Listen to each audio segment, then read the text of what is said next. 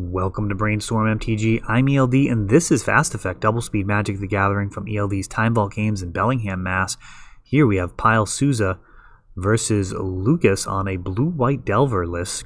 Pyle's been on Grixis for quite some time, finally honing that to where he's quite happy with the results, been doing quite well with it.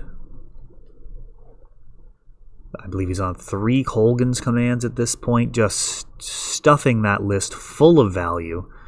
Not uncommon to see a card like Snapcaster Mage, Flashback, Kolaghan's command, bringing back a Baleful Strix, destroying a key permanent or getting rid of a card in hand, just continuing to generate value. It is exactly the type of thing Grixis is looking to do. Blue-white Delver, on the other hand, going to look to try and enact a little bit more of an aggressive game plan. Though, as I say that, Lucas on turn 2 here, still no play, has a basic island and a flooded strand. Now, Lucas's list very unusual in that it has wastelands and back to basics. That can definitely catch people off guard. Really can punish the mana base, and a True Name Nemesis, one of the more difficult cards to answer in a vacuum. But now that True Name is a significant portion, a reasonable percentage of the meta, we're going to see cards like Plague Engineer kicking around. A single fetch land being sacrificed, and Angarth's Rampage, yet another answer to it. Going to be able to choose Artifact, Creature, or Planeswalker. And choosing Creature clears that Merfolk Rogue. So Edict effects and giving the 1 toughness a bump down to 0. 2 ways that True Name can be handled. So it is one of the more... It is easier to answer it now than it has previously been, thanks to the continued evolution of this Grixis list. I think Oko may start to take up some of those 3-mana slots, to be honest. Not going to be present in this matchup here. Neither deck playing green.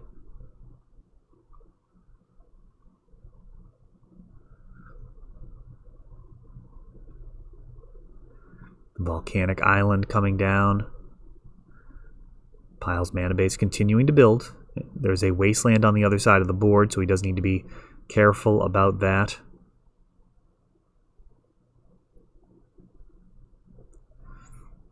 And now a Thoughtseize.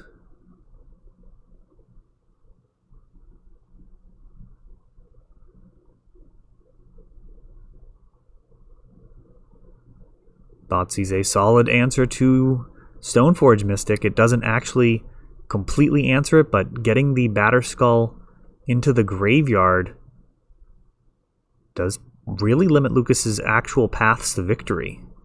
And he's going to show a hand with a ton of counter magic, 2 Force of Wills and a Force of Negation, along with a Daze, and the only other business being a Batterskull and a True Name Nemesis. The True Name being chosen, as it is a blue card.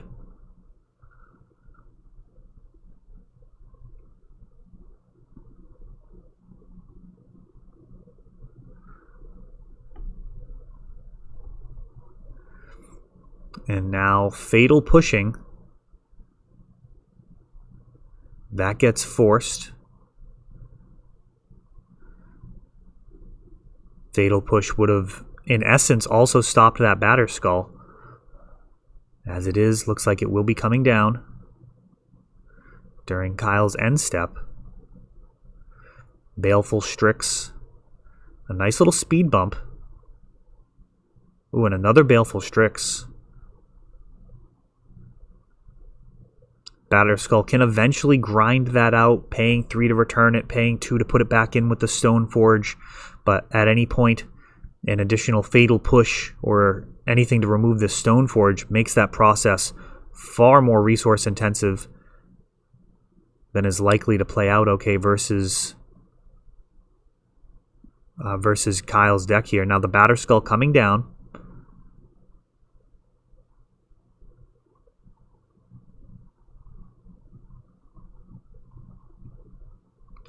Lucas in blue and white, not likely to have an answer to both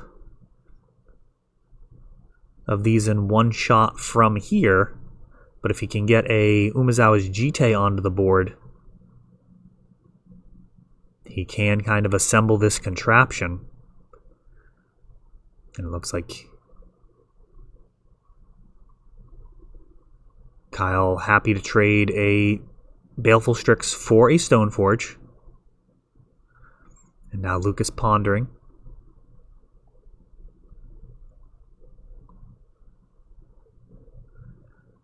Once he saw that Jit, that was fairly easy decision. Really didn't pause long on it at all. Okay. Oh, I thought it was going to be a Kolgan's command. That would have been phenomenal. True Name Nemesis sees a Force of Will, and Kyle now forcing back, pitching Jace, leaving Lucas with precious few resources here, a Jit and an unknown card. He cheats it in and equips it. And he actually equips to the Stoneforge Mystic. This True Name, a real problem. It's going to prevent damage from being dealt. What does he bounce here? No, he will Fate Seal. He could bounce the Germ token and really put a screeching halt to things. Oh, but he's got the Lightning Bolt. So he's hellbent, but very comfortable with his position on board. Baleful Strix can actually start getting in there one at a time.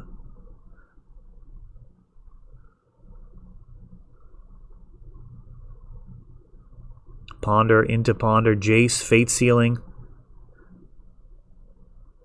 Looks like Kyle's going to be content to Fate Seal this one out. It's going to be difficult to push through damage. Jace all the way up to 9 loyalty here. So much. And True Name putting a just absolute halt to any type of ground offensive. Lucas unable to find a Delver so far. And another Stoneforge Mystic. With no search, so we've discovered that he does not run Sword of Fire and Ice as well. A little lighter on the equipment than, say, a Death and Taxes build, which usually has that third piece of equipment. Very often these Delver builds only running the 2 main deck, and occasionally having additional pieces in the sideboard that can often address specific metagame concerns, as these swords have kind of sprawled out into an even wider combinations of colors. Ponder off of the Snapcaster. Lucas not finding what he's looking for. Jit being thrown on, and then Lightning Bolt, an answer for that Squire again. Another Baleful Strix, and at this point Kyle may have actually been able to clock just with these owls, and instead it's going to be a Fate Sealing into Jace's ultimate that takes it down. So just an absolutely dominant board presence for Pyle, as Lucas has a very control feeling hand there. That did not feel like a Delver hand at all. Felt very much like a blue-white control. Had tons of counter magic, and was not able to make that Batter Skull work in the face of the opposing True Name.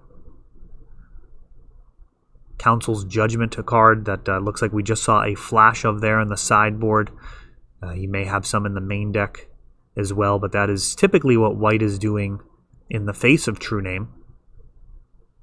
Black decks very happy with the printing of Plague Engineer. That card does so much work, taking out the Merfolk Rogue or humans against blue-red builds You're talking about taking down all of their Snapcasters, young Pyromancers, and blanking their Dreadhorde Arcanus. They do get to stick around for a while, but as 0 power creatures, they're not particularly impactful. So Plague Engineer, just an incredible printing in a set that has so much value in it. It's really remarkable how kind of inexpensive Plague Engineer is price-wise. It looks to me like a card that could easily be, $20 or more. And there's just so much value in those packs. I mean, it's all got to go somewhere. You got Force of Negation, Renin 6, Urza, so many high-end cards. You've got your Snowlands, good cards all the way up and down the rarities. So Modern Horizons, an incredible printing. Though Thrones of Eldraine also having some real impact. So Prismatic Vista, another card from Horizons.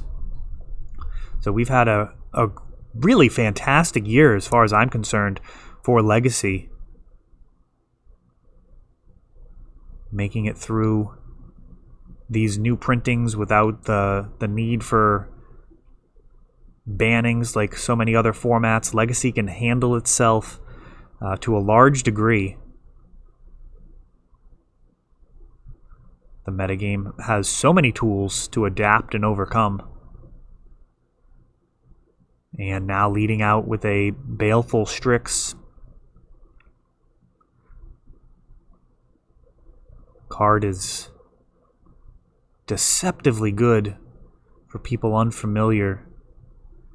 Just the ability to replace and trade, just continually 2-for-1ing your opponent. And Back to Basics. Now that is a card that is very dangerous here for Pyle. He's going to force, Lucas forces back pitching Force, and now we've got a Flusterstorm. So that will counter the Force of Will.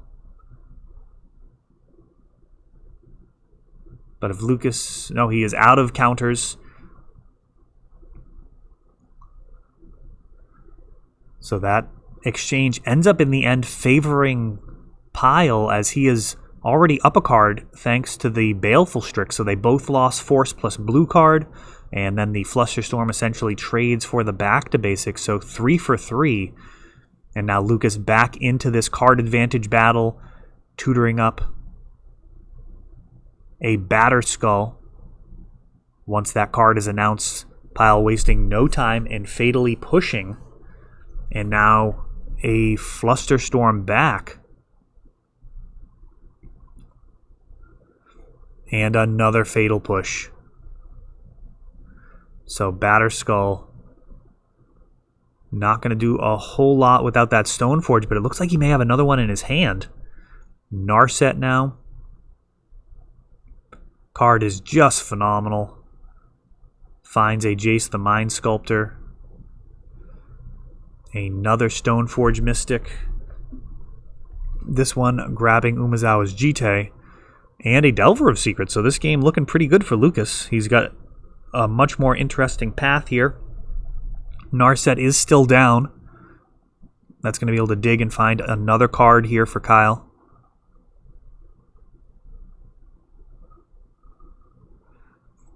Ooh, Kolgan's Command. Taking down Snapcaster or Stoneforge and forcing a discard. It was Umezawa's Jite being thrown into the bin. Force of Will found off of Narset, and this Baleful Strix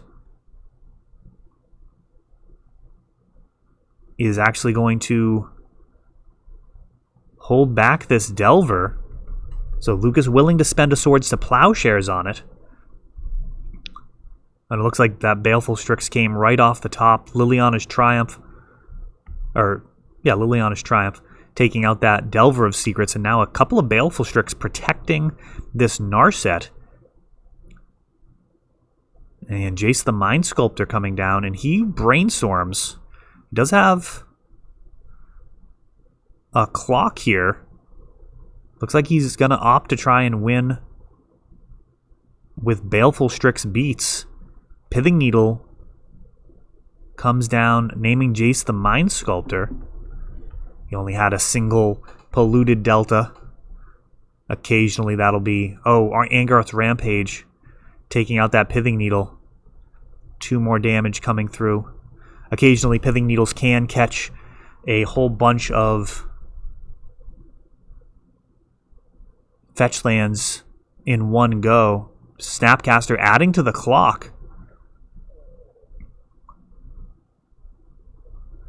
A very ugly situation here for Lucas, and he extends the hand. So Pyle taking it down against a very game opponent in Lucas's blue-white Delver list. That is all for this one, but don't worry, there is a lot more. You can check out our older videos, and we're always putting out new videos from ELD's Time Vault Games in Bellingham, Massachusetts. If you want to help the channel, of course, you can like, subscribe, share, tap that notification bell so you can know the next time our new videos come out. Thanks for watching.